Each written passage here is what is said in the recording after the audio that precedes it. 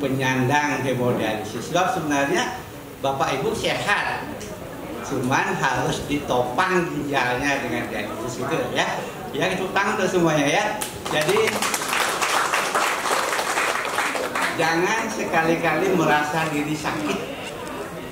Bapak Ibu itu sehat seperti saya, seperti Bapak Direktur, seperti Ari, Menteri dan sebagainya. Ya, cuma mungkin tahun ini kita akan sudah mulai dengan program CAPD, yaitu dialisis melalui perut. Ya, di sini ada Pak Seli yang sudah menjalani pelatihan. Nah, ini kita akan singgung apa dan bagaimana cuci darah yang disampaikan lewat selaput perut. Ya, nanti juga ada akan banyak perannya dalam memasang kateter itu. Ya, jadi sekali lagi saya katakan Bapak Ibu semua adalah orang sehat ya. Saya minta menirukan kata-kata saya 3 kali, sehat, sehat, sehat. Sehat, sehat, sehat, sehat.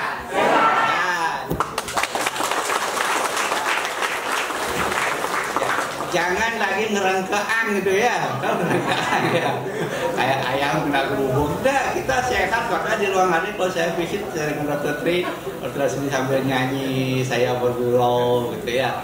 Yang memberikan cita-cita lucu pada teman-teman gitu ya.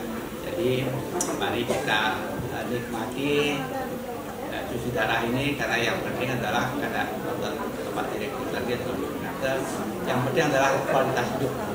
Mari kita tingkatkan kualitas hidup. Soalan mati atau hidup itu kita serahkan ke Yang Maha Kuasa. Kita semua pun tidak tahu kapan kita akan dipanggil oleh beliau. Tapi selama kita masih mampu, mari kita lakukan. Itu sekedar dulu dari saya. Nah, apakah Bapak Ibu ada pertanyaan? Ya. Saya kan berapa lama waktu saya hari? Mungkin 30 menit. Siap, Prof. Ya. Nanti saya akan dibantu oleh Dr. Christian. Ya, nanti setelah Prof. Langsung aja Dr. Boleh, Christian di sini ya. Oke. Ya, saya kan Dr. Christian. Kalau ada yang nanya tentang makanan, silakan Dr. Christian. Silakan. Mungkin bergabung bersama kami. Ya, betul. Ya. Dr. Christian adalah spesialis gizi klinik. Ya, silakan. Yang menyangkut makanan, ya silakan tanya beliau. Tapi walaupun beliau ahli makanan, badannya tetap kurus. Ya.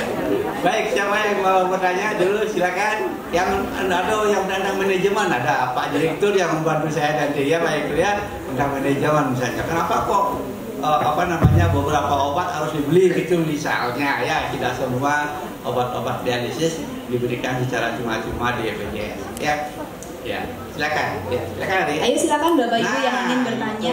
Ya catat dulu satu, nama siapa, tiga penyanyi. Nama saya Iwayan Switcher. Saya pasien hati sudah 2 tahun. Sudah 208 kali saya cuci, tidak pernah bolong. Terima kasih kepada Dokter Hadi, terutama Pak Dokter Tri, yang tiap hari men-scan badan saya sampai saya bisa berdiri di depan. Pak Dokter Tri, terima kasih banyak. Begitu juga staf, saya anggap keluarga, anggap sudah my friend semua. Ada satu pertanyaan saya sama Pak Dokter, mudah-mudahan ini merupakan suatu pengalaman saya sendiri. Saya dulu Pak Dokter sakit dengan sehat, badan berat 89, saya bekerja jatuh, tidak sadar, sampai 1 minggu. Saya dibawa ke rumah sakit Klungkung, saya tinggal di Denpasar, tidak bisa jalan Pak Dokter. Asam urat saya 16, tensi saya 180. Saya jalan ke kamar mandi digendong.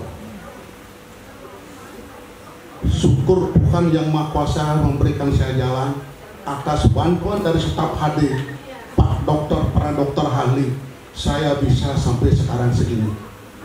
Sekarang keluhan saya, Kalau dari penyakit ginjal, ini adalah jantung manusia. Ini adalah mesinnya, mesin manusia. Sudah saya drop. Saya makan, minum, semua itu saya ikuti saran dari Pak Dokter Tri. Saya kepingin seperti Pak Dokter bilang, saya kepingin hidup. Saya kepingin bisa menikmati alam. Tapi ini usul saya ini, kalau saya minum banyak, saya kencing lancar. Minum sedikit, saya kencing sakit. Saran dari dokter dalam, dokter ginjal, tidak boleh banyak minum. Itu saya berpikir kalau saya banyak minum, dokter tidak boleh banyak minum. Minimal dalam satu hari 600 ml minum. Benar apa tidak itu? Saya minum, tapi saya kencing sakit, Pak. Saya minum, coba saya tes, saya minum, kencing lancar. Nah, solusinya bagaimana saya supaya tidak ingin mengikuti saran dari dokter, minumnya tidak terlalu banyak, dan makan juga gitu, Pak. Kalau saya makan terlalu banyak, perut gemuk. Nah, sekarang tidak, saya makan terus diet, tenaga saya mengecil, Pak. Nggak bisa jalan saya. Apa ada dari dokter, dari pemerintah sumbangan makanan yang berkualitas untuk sebagainya? Itu, Pak. Apa tidak di luar obat? Memang saya sudah bersyukur kepada pemerintah. Bidan yang banyak 1,5 juta per minggu, jadi gratis cuci ginjal. Saya terima kasih banyak kepada tim semua, kepada rumah sakit, kepada pemerintah. Mudah-mudahan kedepannya Bapak Dokter selalu diberikan kesehatan, staf, dan saya ini orang jompo semua, orang sakit selalu dilindungi oleh Yang Maha Kuasa. Itu saja usul saya. Mudah-mudahan usul saya ini bermanfaat. Kalau ada kurang lebih usul saya mohon maaf yang sebesar-besarnya. Terima kasih. Om Swastiastu, Pak Swece. Ya. Dari mana, Pak? Banyarankan. Banyarankan, Pak. Tapi dari Penasan, Pak. Ya, tahu Penasan kan, Pak? Ya, Penasan. Ya, yang terkenal dengan borongnya yang tengah gitu ya. Nah, tentang minum ini, Pak. Fungsi ginjal adalah mengeluarkan kelebihan air dari dalam tubuh, gitu. Ya, jadi memang kalau orang normal banyak minum, banyak kencing, normal ya, yang ginjalnya masih sehat karena kelebihan airnya akan dikeluarkan oleh ginjal. Tapi kalau orang yang fungsi ginjalnya terganggu seperti Pak Swece dan teman-teman penyandang yang lain, kalau terlalu banyak minum, nanti yang dikeluarkan tidak banyak sehingga tersisa dia. Nah, yang tersisa ini yang mengakibatkan bengkak. Ya, bengkaknya kadang-kadang di jantung, kadang-kadang di paru, kadang-kadang di otak gitu. Nah, orang yang sudah menjalani hemodialisis itu harus menyeimbangkan antara jumlah minum dan jumlah kencing. Seberapa kencing yang kita keluarkan, sebegitu kita boleh minum. Nah, untuk Bapak itu mungkin ada namanya cadangan fungsi ginjal. Jadi kalau Bapak minum, ya ginjal Bapak masih bisa mengeluarkan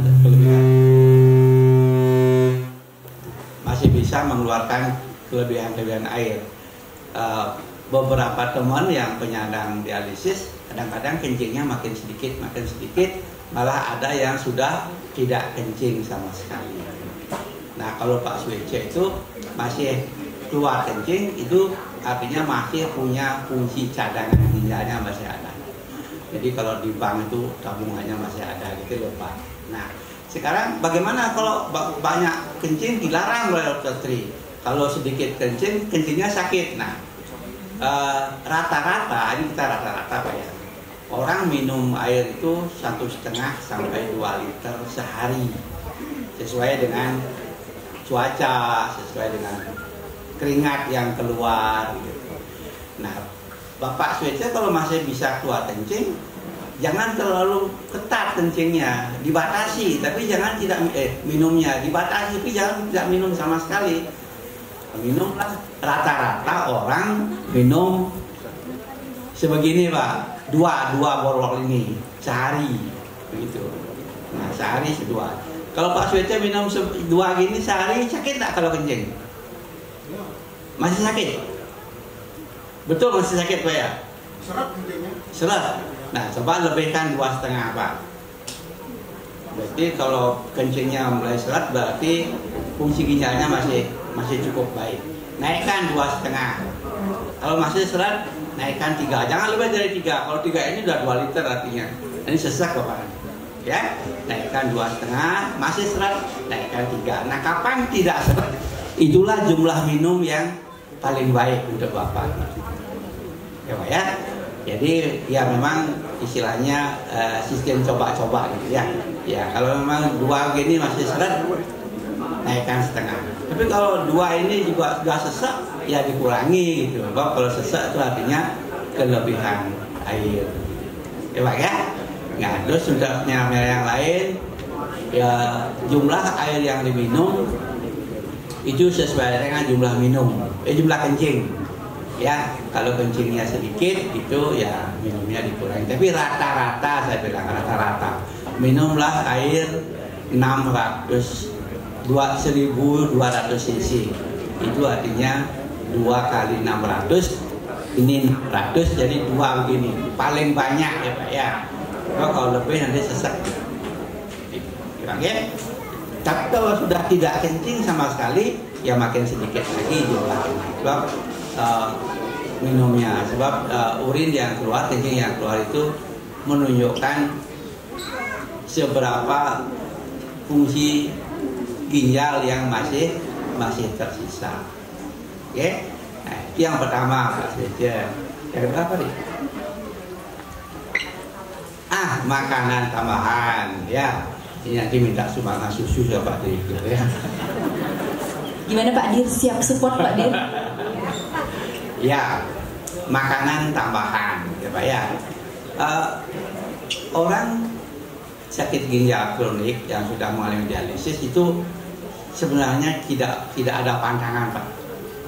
Makan apa saja boleh, cuman dibatasi ya, terbatas ya. Jadi Bapak boleh makan secukupnya gitu. Jangan terlalu kenyang Pak. Kalau warung ya betul kembung Pak, ingu nanti Pak.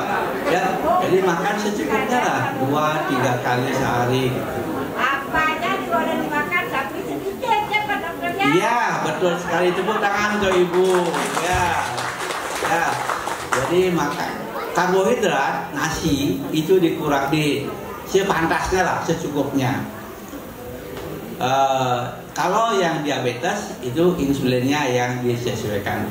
Jadi nasi jangan dikurangi, minum sepantasnya, makan sepantasnya, karena diperlukan kalori sebanyak 2000 kalori per hari. Itu kira-kira setara dengan 2-3 piring nasi.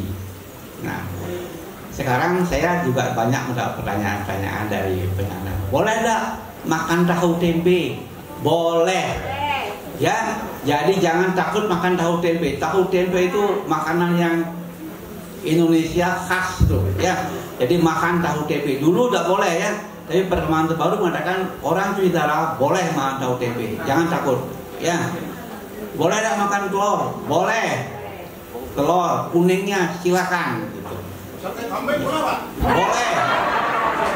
Boleh Pak. Ya. Nah, cuman selalu kalau saya katakan boleh, jangan banyak gitu loh Pak ya.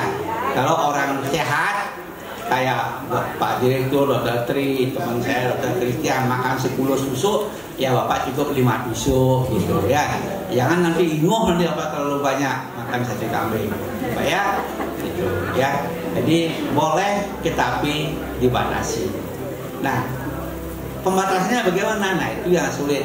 itu kembalikan ke diri kita sendiri. Kalau makan 1 piring sudah cukup, ya udahlah 1 piring itu. Jangan dipaksakan 1,5, nanti sesek tadi Pak gitu. Ya, memang sulit untuk menetapkan dalam angka-angka, ya tapi semua kembalikan kepada diri kita sendiri. Makanlah sepantasnya gitu. Ya, yang seberapa dikatakan pantas itu kita yang menyesuaikan. Ya. Boleh makan buah, boleh makanlah buah, tetapi tetap dibatasi. Buah apa yang tidak boleh dulu ya. Yang paling tidak boleh itu 3. 1, air kelapa. Itu kaliumnya banyak. Jangan makan es kopior ya, jangan makan es bun. 2, belimbing. Ya, di bahasa Inggrisnya itu starfruit namanya, itu kaliumnya juga tinggi. Dan yang ketiga, jangan makan durian. Durian itu mengandung bahan tertentu yang mengandung alkohol. Ya.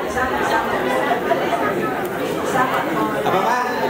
Nah, sekarang begini. Yang saya sebutkan 3 ancaman itu tidak boleh. Artinya yang lain boleh kan gitu. Ya, pisang boleh. Makan semangka boleh, makan jeruk boleh, gitu. Ya. Banyak. Kalau banyak nanti kesesat. Apa Pak? Tetapi jumlahnya mungkin ya Prof ya, Nah, kita batasi ya Prof. Walaupun Ya. katakan banyak, jumlahnya yang dibatasi. Pisang berapa? 1 biji sehari. Ya. Kemudian jeruk berapa? 1 biji sehari. Pepaya seberapa? 1 potong ya, yang kira-kira 2 iris itu sehari ya. Karena apa? Karena buah itu kaliumnya banyak. Nanti kalau kaliumnya banyak, kadarnya tinggi dalam darah, itu akan membahayakan jantung. Dan buah itu perlu ya. Jadi jangan sampai tidak makan buah, itu juga salah. Kalau itu orang sing tadi makan buah tuh, makan buah salah. Makan, tetapi ada batasnya. Kalau saya visit di ruang AD, saya katakan yang dibatasi adalah 3 ABG saya bilang. Apa? Air, buah, garam. Ya bukan anak baru gede ya. Jadi ABG, air, buah, garam. Bukannya tidak boleh, tetapi dibatasi. Nanti batasnya seberapa begitu kembalikan pada diri kita sendiri. Dan kalau ragu-ragu ada dokter Christian, ada dokter Gastawa, ada dokter Eka nanti ya yang akan bisa membantu. Makanya jangan takut-takut berkomunikasi dengan para dokter, para saya udah pintar-pintar saya itu. Ada Ari, ada Sally, ada Sekar, ada Ade ya, itu pintar-pintar semua, tanya apa aja ke dia. Kalau dia nggak tanya, dia tanya ke saya. Sering di WA gitu ya. Kemarin saya juga dapat pertanyaan, Prof, boleh nggak olahraga? Oh boleh, silakan. Kalau olahraga itu bagus sekali. Cuma olahraganya itu tetap dibatasi. Ya jangan ikut main sepak bola gitu misalnya ya, atau main futsal ya. Ya jalan-jalan misalnya ya. Kalau duduk di ruang HD, kakinya juga. Ini ya dokternya. Iya, bagus. Kalau dalam itu udah bisa, nanti bungkak. Bungkak, betul Ibu. Nah, betul ya. Ya. Jadi tangannya digini. Sampai nyanyi Pak Dokter. Nah, kayak nyanyi ya, kayak joget gitu. Silakan olahraga, malah bagus sekali. Ya. Ya, terima kasih Ibu sudah memberikan semangat. Ya, boleh olahraga silakan. Ya. Kita lanjut adalah mengenai kreatinin dengan gizi. Ya, ampura Bu, boleh diperkenalkan diri dulu? Harus itu harus. Saya istri dari pasien HD Iwayan Warse. Wayan Warse, ini saya kenal. Dari mana Pak Wayan? Tiang dari Rendang Pak Dokter. Oh Rendang. Nggih. Rendang itu Kangsem dulu Pak. Ya, di atas Bukit Jambul. Terus sekarang yang mau saya tanyakan mengenai kreatinin dengan gizi. Untuk pasien HD yang telah memasuki tahun kelima, Padahal sudah dicuci 2 kali seminggu. Kadang kreatininnya naik terus kalau saat pengecekan. Dilihat dari segi gizi, apakah asupan gizi dari pasien HD itu sudah cukup atau bagaimana Pak Dokter? Terima kasih. Dokter, kata Prof. Wilker. Ya, ibu istrinya Pak Marse, saya tidak tahu namanya. Ya, hubungan dengan kreatinin dengan gizi. Jadi mohon izin Prof, mungkin untuk kreatinin nanti Prof yang akan lebih banyak membahas, Prof. Nah, untuk gizi sendiri, sebenarnya kalau sudah cuci darah, ya sudah cuci darah bertahun-tahun dan rutin, justru kebutuhan akan proteinnya cukup tinggi. Kenapa? Karena banyak sekali protein yang hilang. Ya, hilang waktu cuci darah, dan juga karena peradangan pada ginjalnya, sehingga kebutuhan jadi lebih tinggi. Jadi apakah perlu dibatasi? Nah, kita melihat dulu sebenarnya ya Prof. izin, kondisi klinis atau kondisi gejala-gejalanya. Bagaimana sih gejalanya? Ini kan tujuannya untuk meningkatkan kualitas hidup. Ya, betul ya. Kalau kondisinya sedang bengkak, sesek, ya mungkin ada yang perlu dibatasi. Tapi kalau memang kondisinya baik, kencingnya banyak, kondisinya baik, itu ya mungkin justru harus banyak ya Bro, bahkan harus ditambah, karena kita mencegah yang namanya protein energy wasting, ya namanya itu kalau di gizi. Jadi kalau orang cuci darah sudah bertahun-tahun, sudah lama, itu resiko untuk ototnya mengecil, ya jadi lemes, ya karena apa? Karena mungkin makannya jadi lama-lama pengennya sedikit-sedikit aja, ya kerasanya cepat penuh, ya makannya maunya sedikit, nggak mau banyak-banyak, padahal kebutuhannya banyak yang hilang, ya jadi justru harus ditambah, ya kalau kondisinya bagus, klinisnya bagus, justru harus tambah lauk-lauknya. Tadi betul kata Prof, saya juga setuju Prof, saya bukan orang yang suka melarang-larang, ya semua boleh, tapi ada batasnya. Betul ya Bu ya, jangan semua dimakan langsung banyak. Kebiasaan orang sini yang saya temui gitu, nasinya banyak sekali gitu ya. Jadi perutnya itu udah sedikit cepet penuh, isinya nasi semua gitu ya. Padahal kan harus berimbang, harus ada nabatinya, harus ada hewaninya, harus ada sayurnya. Bahkan penelitian sekarang Prof mengarah kepada vegetable ya, vegetable diet ya, beberapa protein nabati itu baik sekali untuk mengurangi, membantu untuk mengurangi gagal ginjal ini, untuk kreatin dan sebagainya. Ya, jadi jangan takut. Seringkali saya juga mendapatkan pasien yang tidak boleh dok makan tahu tempe, takut asam uratnya naik. Ya, padahal tahu tempe itu adalah salah satu sumber protein. Ya, itu salah satu sumber protein. Nah, bagaimana kalau misalnya tadi buah-buahan, takut nanti kaliumnya tinggi. Ada salah satu tips dan triknya sebenarnya untuk mengurangi kalium tadi. Betul kata Prof, durian, kelapa, dan belimbing ini yang tidak bisa pakai tips and trick gitu ya. Apa coba tipsnya?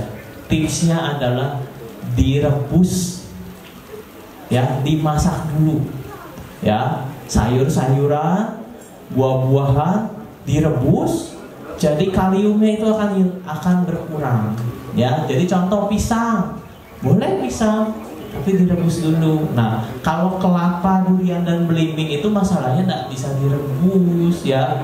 Selain karena kaliumnya sangat tinggi, dia juga tidak bisa direbus, gitu ya. Jadi apakah kreatinin itu kalau tinggi jadi harus dibatasi? Menurut saya lihat dulu gejalanya, ya. Apakah memang ada gejala memberatkan pasien, ya itu memang harus kita atur proteinnya. Tapi kalau tidak, apalagi sudah berjalan bertahun-tahun, justru harus ditambah proteinnya. Begitu Prof, mohon Prof izin untuk menambahkan Prof.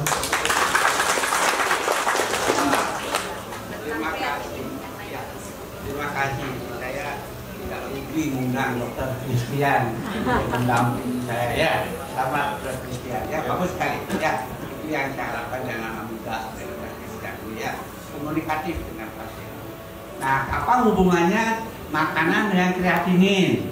Nah, kreatinin itu sebenarnya sampah yang ada di dalam tubuh kita yang dihasilkan oleh pembakaran protein di puasa. Nah, jadi kalau orang yang cuci darah, yang sakit ginjal, jadi makin tinggi kreatininnya, sebenarnya fungsi ginjalnya makin jelek. Nah, tapi untuk Bapak Ibu yang sudah cuci darah, itu jangan dipakai patokan lagi, sebab hemodialisis itu akan mengeluarkan kelebihan kreatinin. Ya, jadi kreatinin jangan dipusingkan gitu, ya, sebab kreatinin di dalam darah yang pasien yang sudah hemodialisis itu kadarnya ada antara 12 sampai 18, karena ada 12 sampai 20. Kalau masih di bawah 20 itu masih normal luarsa. Sekarang berapa kreatininnya Bapak? Berapa?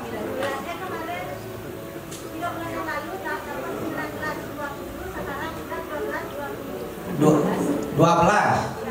Iya, masih bagus 12, jangan takut. Ya, ya. Kalau dia di atas 20, nah baru kurang baik. Kalau di atas 20 ada dua kemungkinan.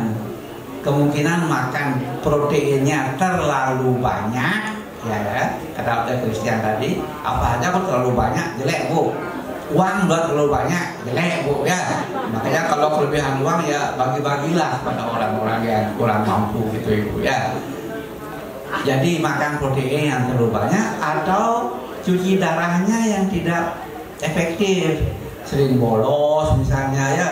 2 kali seminggu, hari apa, Rebo, Sabtu, hari Rebo saya nggak bisa, ada modalin, gitu, ya. Sabtu nggak bisa, ada 2 bulan cucu saya, gitu. Kapan hadinya kalau bolos-bolosan terus, ya.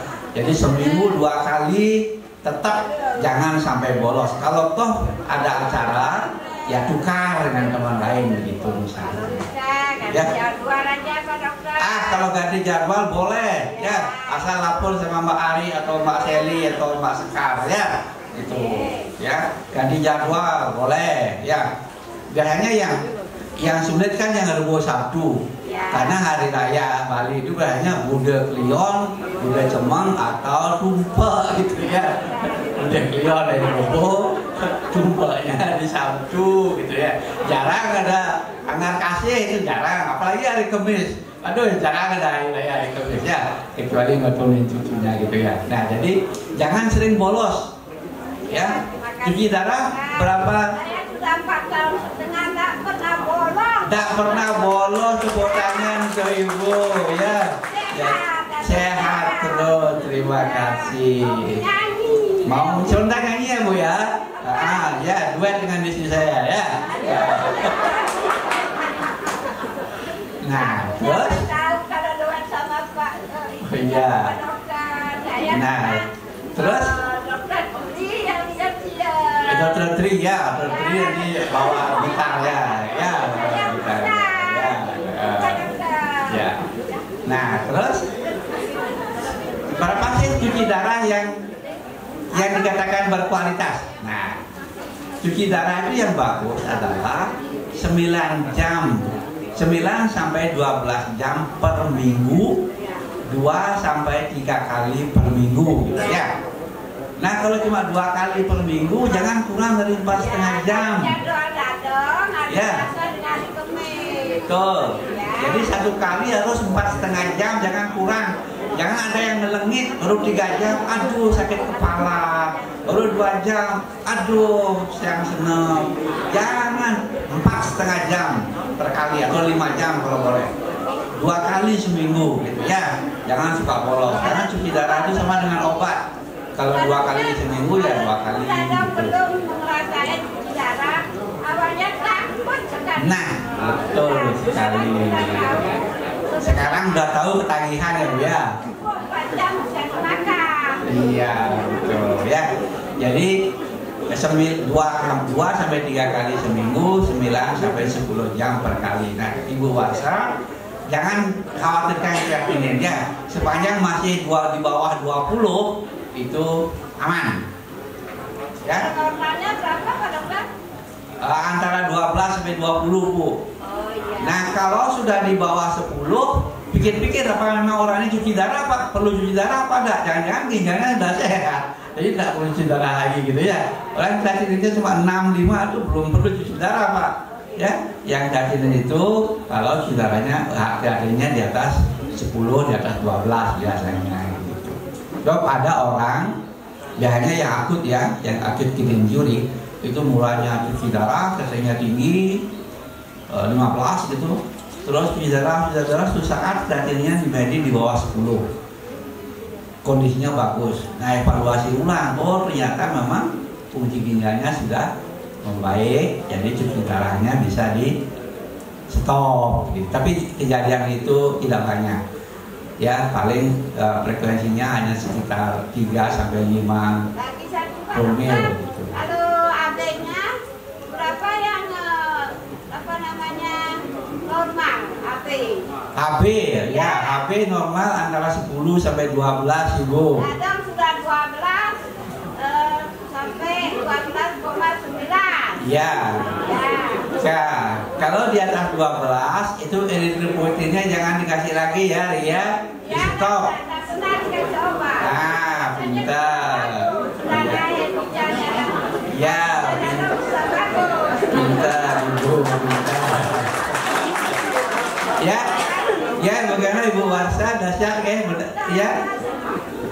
Oke, terima kasih ya Dokter Christian sudah memberikan jawaban yang bagus. Jawaban saya juga mungkin bisa melengkapi jawaban Dokter Christian. Silakan yang lain lagi. Baik, sebelum pertanyaan lagi diberikan, mungkin ada sedikit.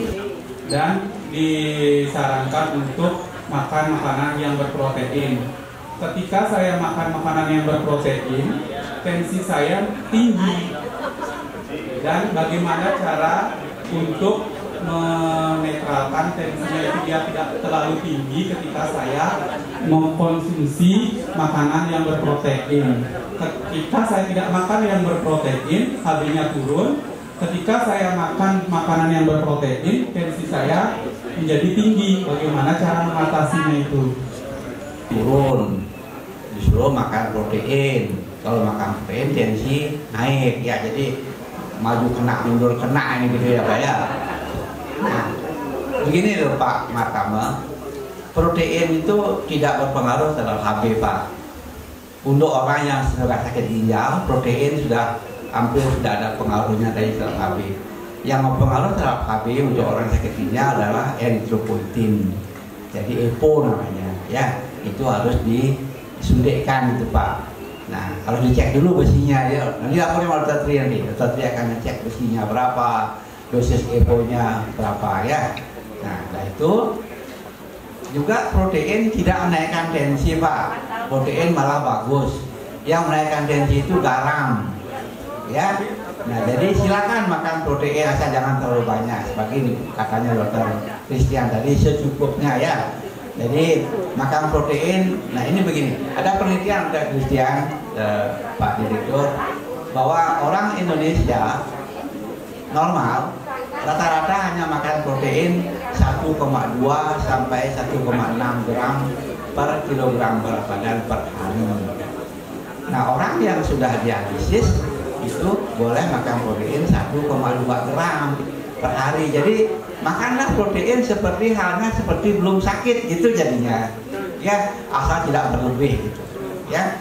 Nah, yang menaikkan tensi itu garam Pak. Jadi makan protein boleh, garamnya jangan asin-asin Pak ya. Ya, jangan terlalu banyak makanan yang asin. Salah satu penelitian juga, maaf dari Christian, yang banyak mengandung garam itu mie ternyata. Mie instan tuh loh Bapak Ibu sekalian. Jadi jangan banyak makan mie instan. Kenapa mie instan itu banyak garam? Karena untuk mengawetkan dia perlu garam gitu. Jadi garamnya diperlukan untuk mengawetkan. Oleh karena itu boleh makan mie instan, tapi jangan lebih dari 1 satu kemasan sehari, kalau bisa satu kemasan tiap 2 hari. Jangan pagi instan, siang instan, malam instan, ya naik tensinya ya. Ya jadi instan itu kadar garamnya tinggi sekali. Jadi jawaban saya tegasnya boleh makan protein. Protein tidak menaikkan tensi dan juga tidak banyak pengaruhnya terhadap hemoglobin. Nah, kemarin saya dapat pertanyaan di WA. Banyak pasien saya yang Pak dokter, boleh nggak makan kakul? Wah, kakul jawabannya. Boleh, kakul tuh makanan ikan darat. Kakul, lele, mujair, itu bagus. Ya, terus jujur saya lihat, itu bagus sekali. Itu proteinnya tinggi dan kalorinya juga tinggi. Malah fosfatnya rendah katanya kakul. Nah cuman kakul ya saya tidak tahu bekecot boleh apa enggak gitu ya. Bekecot dan kakul lain gitu ya. Jadi kakul, lele, mujair, nyat-nyat ya itu boleh ya. Lindung apalagi boleh ya. Silakan ya. Silakan dia bisa apa-apa ya. Silakan deh. Mungkin tadi sudah dibahas sedikit, mungkin boleh dokter penelitian menambahkan kira-kira selain itu jenis apa lagi sih yang boleh supaya lebih banyak pasiennya yang lebih tahu lagi. Izin Prof. Ya Pak Martama ya. Jadi betul, jadi penyebab tensi tinggi dan HB-nya rendah itu jangan disalahkan semua karena makanan ya itu karena komplikasi memang dari ginjalnya jadi kalau HB-nya kurang itu karena eritropoietin. Jadi apakah orang yang HB-nya kurang itu perlu nambah protein itu untuk anemia jenis tertentu ya. Kalau anemia ini karena memang karena sakit ginjalnya. Jadi kalau anemianya karena kekurangan zat besi, betul harus makan daging-daging merah ya. Tapi kalau untuk ini bukan karena hanya dengan menambah daging merah ya. Nah tensi juga tidak berhubungan dengan protein. Saya seringkali menemui banyak sekali pasien saya, dok saya nggak berani makan kambing, nggak berani makan daging karena nanti naik tensinya. Tidak berhubungan, betul kata Prof, yang menaikkan tensi adalah natrium ya. Dan yang membantu menurunkan tensi adalah buah-buahan dan sayur-sayuran. Tapi tadi ya untuk penyakit ginjal tertentu ada buah tertentu yang agak dibatasi. Nah tadi tipsnya natrium itu berapa banyak sih ya? Natrium itu sumbernya paling banyak dari garam ya, garam dapur. Maksimal itu masih boleh sebenarnya, tapi maksimal sekitar 5 gram. 5 gram itu sekitar 1 sendok teh per hari. Jadi kalau saya sarannya kalau mau membatasi, mau dicoba dikurangi garamnya untuk yang tensi tinggi, coba masaknya agak dibuat hambar, tapi kita pakai sistem garam tabur. Ya, jadi masaknya tanpa garam, tapi kita tabur garamnya maksimal 1 sendok teh per hari. Ya, nah dan juga kita udah nih batasi nih semua garam, dalam hambar nggak enak rasanya. Tapi hati-hati ada beberapa makanan yang rasanya mungkin tidak asin, tapi garamnya tinggi. Ya, contohnya apa? Kecap manis, bro. Ya, kecap manis itu tinggi gula, tinggi garamnya juga. Ya, hati-hati. Itu juga yang bikin kita haus. Ya, garam itu kalau terlalu banyak bikin kita haus. Tadi ya udah minumnya dibatasi, kok jadinya haus karena mungkin kebanyakan garamnya. Ya, dikurangi. Selain kecap itu sosis ya, makanan-makanan diproses. Sosis, ham ya kayak gitu ya, makanan-makanan berpengawet. Selain garamnya tinggi, fosfatnya juga tinggi ya. Fosfat itu yang menyebabkan apa? Menyebabkan resiko penyakit jantung ya, pada penyakit-penyakit gagal ginjal ya. Jadi makanan-makanan berpengawet, makanan-makanan kemasan, salah satunya adalah mie instan tadi, betul ya. Mie instan itu fosfatnya tinggi ya, garamnya juga tinggi ya. Jadi agak kalau bisa sih dikurangi ya, jangan terlalu banyak. Nah tadi untuk jenis protein, kalau pengalaman saya praktek di Kelungkung ini, bro, izin proteinnya justru kurang sekali Prof. Bahkan mungkin kurang dari 1,2 Prof. Ini 1,2 mungkin daerah-daerah Jawa. Kalau daerah sini saya hitung ke asupan proteinnya sekitar 30 sampai 40 gram per hari.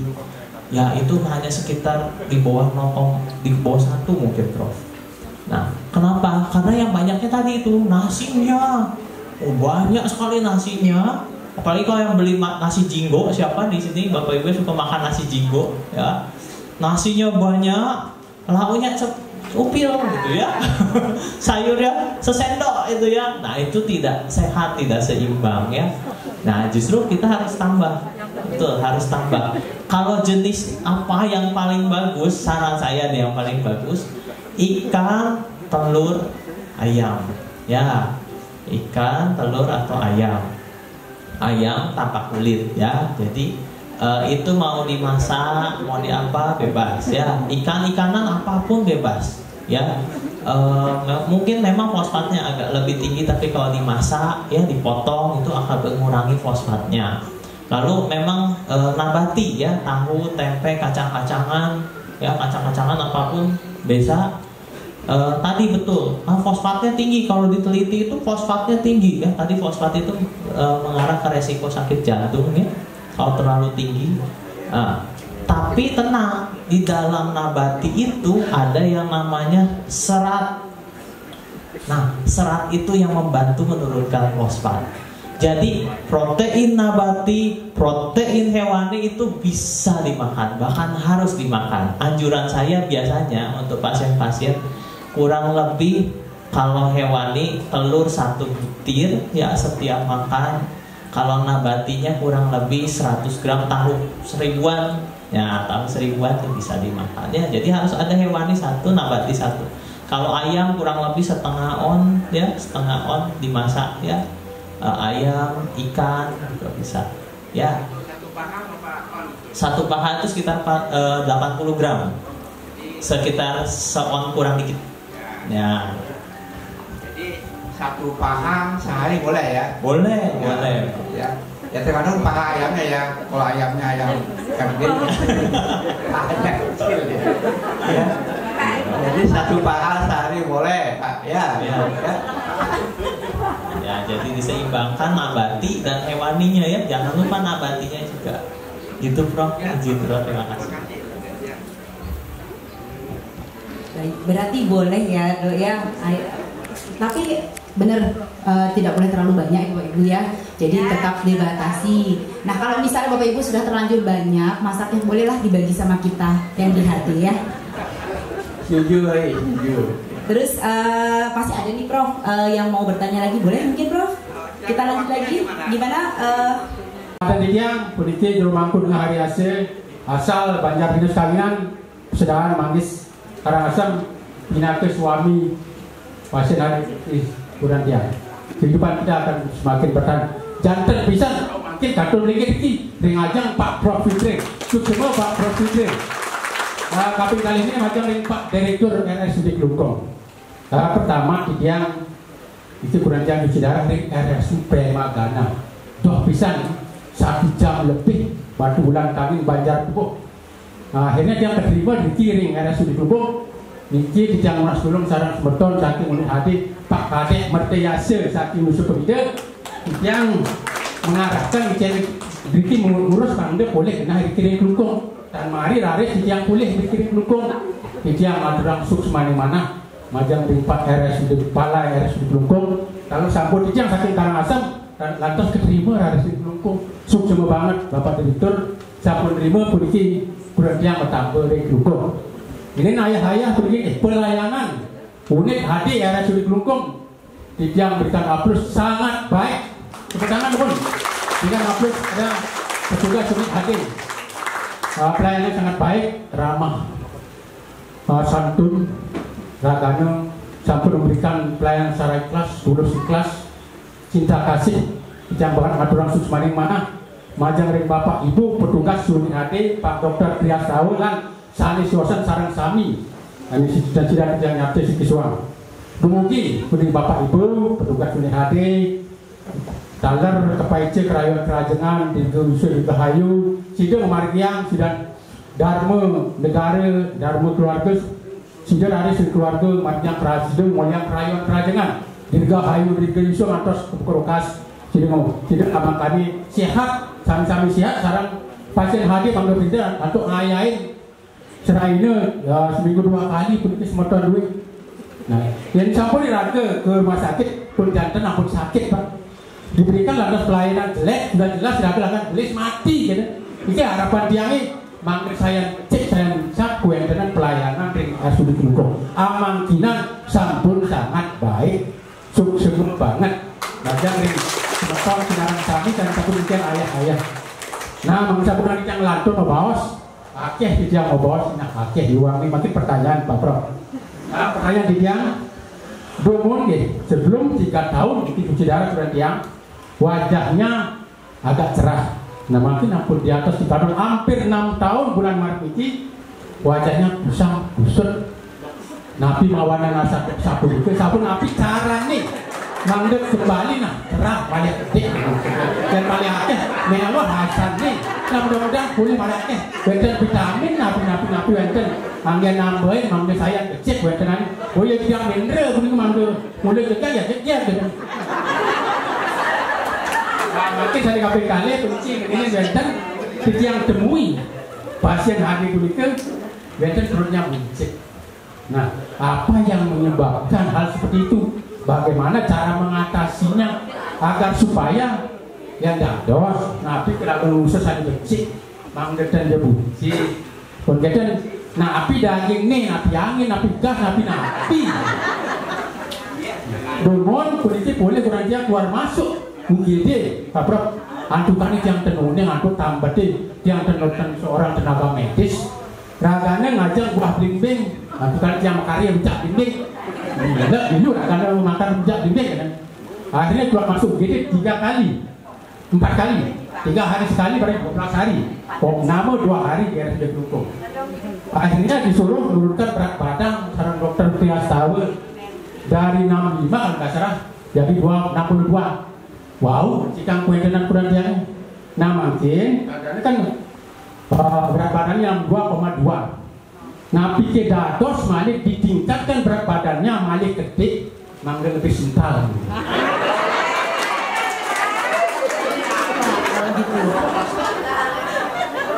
Tadi Prof ada 3 pertanyaan yang bisa saya tangkap. Jadi yang pertama wajahnya agak kusam katanya setelah cuci. Jadi karena apa sih sebenarnya? Terus gimana sih cara menangannya? Mungkin itu dulu yang pertama Prof. Silakan. Om Swastiastu Amangku Ampura Tiang dan Pres juga untuk sekali Pak Mangku bicara sekali yang campur aduk tentang muka yang kusam, bukan cuma muka, kulit juga kadang-kadang kusam nah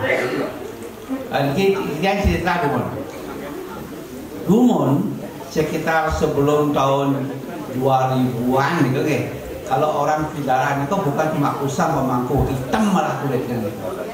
Nah kenapa begitu? Karena makin perkembangannya yang namanya dialiser nih kan aneh gobannya cara pentongan itu yang berfungsi untuk membersihkan darah itu ampun diganti bahannya yang makin umum bahan yang lupa namanya mengandung jenis silulosa fosfat kan, makin ampun diganti dengan yang lain. Nah sehingga dari alat itu datangnya perubahan warna kulit. Jadi orang ini makin ampun jarang yang kulitnya menjadi hitam atau kusam. Nah karena prosesnya memberikan keradangan gitu, inflamasi namanya. Nah yang mengakibatkan kulit kusam itu memang inflamasinya. Dan tiap orang itu beda-beda ampura Bapakku. Benten sana sangatan, benten sana gigisan, benten sana hitam sama sekali gitu. Tergantung dari respon tubuh orang terhadap proses inflamasi juga. Nah, mungkin ibu termasuk yang agak peka dan sehingga kulitnya mengalami perubahan akibat dari inflamasi. Nah, wenten obatnya nih ya, yang walaupun tidak mungkin 100% mengembalikan ke wajah yang semula berseri-seri putih bersih, enggak lah, hanya sekedar mengurangi kusamnya. Nika dari pengalaman nika vitamin C nika Pak. Oke, dados ada vitamin C ya, diberikan vitamin C, tapi jangan banyak-banyak Pak. Dikasihkan dosisnya 400 mg per minggu. Jadi kalau setiap kali satu ampul, teman 200 ml ya? Ada yang 200, ada yang 500. Nah, ya 200 ml mantan tiap kali adik diberikan. Jadi itu akan pelan-pelan akan berkurang. Tapi juga jangan terlalu banyak. Sebab kalau vitamin C di dalam tubuh nanti dia menghasilkan oksalat. Oksalat juga akan justru merusak fungsi ginjal. Nggih. Saya ini walaupun becik sampunan banyak nggih. Ya, jadi vitamin C itu bagus, tapi kalau berlebihan juga akan bagus nggih. Makanya kalau orang misalkan minum vitamin C 1 gram per hari itu sebenarnya berbahaya gitu. Karena ya maaf terkesir ya, karena itu bisa menghasilkan oksalat. Oksalat itu mengakibatkan penimbunan di ginjal, mengakibatkan batu ginjal. Jadi vitamin C yang dibutuhkan itu cukup 200 sampai 500 ml. Nah, untuk ibu Indayang dicoba di BPJS ada ya vitamin C. Mungkin ada juga di BPJS Pak. Nah, tiap hari disuntikan 200 ml, tiap hari 200 ml. Nah, mudah-mudahan yang bagi perlahan juga akan jadi lebih bersih, Pak. Jadi mulai besok mungkin disuntikan vitamin C 200 mg per hari. Jangan lebih, Pak. Berkali perut buncit. Nah, ya, perut buncit, Bro. Perut buncit itu pada pasien-pasien sering terjadi karena kelebihan air nih Pak Mangku. Kelebihan air. Jadi kemungkinan pertama itu minumnya yang terlalu banyak. Ya. Jadi kata yang tadi karena banyaknya makannya banyak yang asin-asin, terus menimbulkan rasa haus, kemudian minumnya banyak. Hanya kelebihan airnya numpuk di perut juga, jadilah buncit juga. Nah, tidak jarang dokter tahu harus mengeluarkan melalui fungsi disedot, Oh, sudah 3 kali disedot ya. Jangan banyak minum lagi ya Bu ya. Enggak banyak minum ya. Betul ya. Kemudian yang kedua adalah karena cuci darah yang tidak adekuat. Jadi dosisnya kurang ya. Jadi kadang-kadang diperlukan 3 kali seminggu untuk mengurangi kelebihan air. Yang ketiga lagi? Yang ketiga tadi tentang berat badan, Prof. Berat badan. Mentok sedikit kan? Berat badan Mbak Mangku. Wentan yang namanya berat badan ideal. Nah, berapa nih dokter Christian dia menyampaikan. Kalau orang cuci darah itu ada istilah berat badan kering namanya. Berat badan kering itu adalah berat badan yang paling pas untuk seseorang, di mana dia tidak bengkak kakinya, tekanan darahnya terkendali, kemudian jantungnya masih normal. Nah, seberapa ini kan itu yang hitung-hitungannya nih kan. Mungkin dokter yang baru menghitung berat badan keringnya ibu berapa? 7 berapa tadi? 762,3. Nah, sekitar 62 atau 63. Nah, mungkin silakan dokter Christian, berapakah berat badan orang yang ideal? Ya, Assalamualaikum Swastiastu, Pak Mangku. Mohon izin saya tadi tidak bisa mengikuti karena nggak ada subtitlenya, nggak ada bahasa itu. Saya tidak bisa bahasa nanti. Oke. Untuk berat badan ya Prof, untuk berat badan ideal memang agak sulit untuk pasien-pasien dengan cuci darah karena ada tadi kelebihan cairan tadi ya. Jadi memang untuk perhitungan berat badan menggunakan berat badan kering. Nah, nanti betul tadi yang dikatakan Prof, berat badan yang biasanya ya usual body weight ya. Nah, kalau berat badan ideal pada umumnya sebenarnya bergantung dari tinggi badannya Bapak sama Ibu. Ya, kalau berat badan tinggi badannya tinggi, idealnya juga tinggi. Paling mudah kalau untuk laki-laki itu kalau di atas 160 cm tingginya itu tinggal tinggi badan dikurang 100 dikali 0,9 ya. Kalau perempuan kalau tinggi badannya di atas 150, tinggi badan dikurang 100 dikali 0,9. Contoh perempuan 100, istrinya ibu ya, istrinya 155 ya, berarti tinggal 155 dikurangi 100 berarti 55 dikali 0,9 kurang lebih 50 kilo seperti itu ya. Tapi kalau tinggi badannya di bawah 150 dan di bawah 160 tinggal dikurangi 100 saja. Jadi kalau ibu misalnya ya tinggi badan 145, berarti idealnya 145 dikurangi 145 kilo.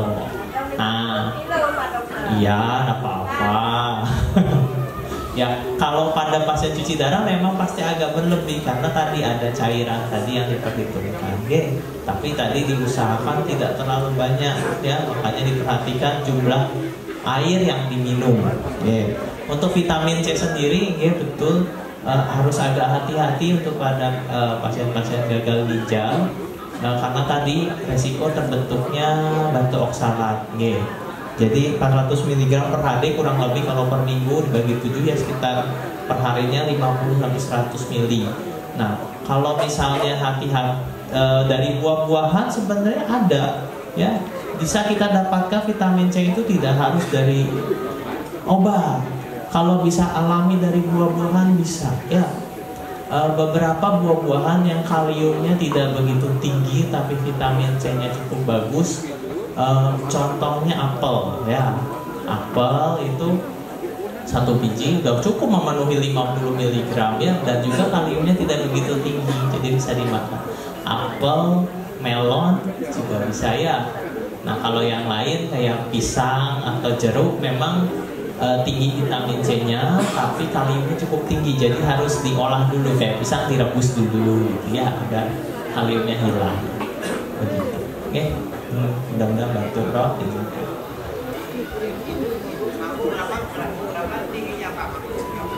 Tingginya ibu berapa Pak Mangku? 160. Nah, berapa berat idealnya untuk Christian? Berarti 60 kali 0,9, 54. Nah, sekarang berapa beratnya ibu? Oh, udah itu Pak. Harus dikonsulkan. Jangan lebih sintel lagi Pak. Tadi bukan sintel sentul jadinya Pak ya. Ya, cukup 62 Pak, cukup sintel dari itu Pak. Baik, begitu jawabannya. Jadi sebenarnya ibu sudah cukup Pak. Kalau dipeluk sudah cukup empuk Pak.